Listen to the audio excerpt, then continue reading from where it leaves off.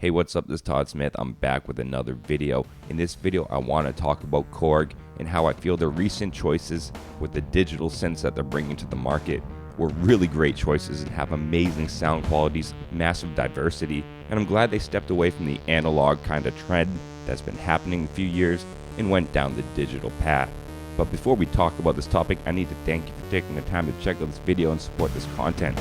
Without your views, Patreon support, Bandcamp sales, and I can't thank you enough for that motivation, and I hope you have an amazing day past this video. Stepping back into Korg, I've had the OPsix for over a month now. I don't own the Wavestate, but I've had the opportunity to spend some time with it.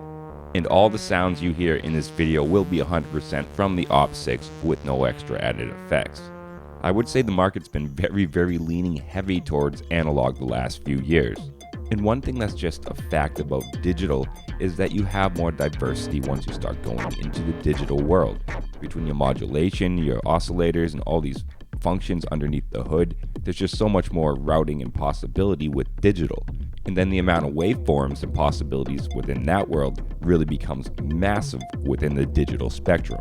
And then of course you're dealing with digital, so you can always save your sounds and generally have a pretty big source of sounds to draw from.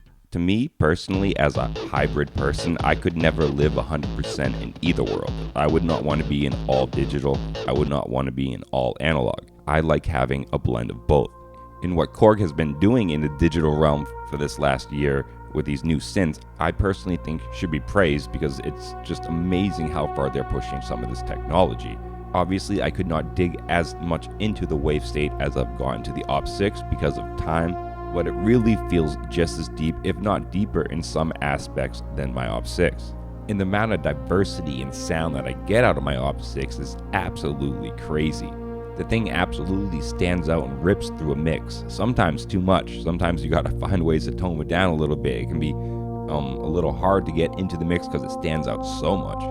And with the introduction of classic waveforms into this new FM digital workflow, it allows it to sound analog, digital. It's unbelievable how it can really morph these various sound structures together, and it's just something that probably would not be possible on a 100% analog piece. You would need some form of digital aspect to bring the variety this thing has to the table. And now with the upcoming Mod Wave, which looks very impressive, just like many things I kind of thought it would already be in the market, we haven't really heard much about it. I do believe the chip shortage is probably affecting Korg too.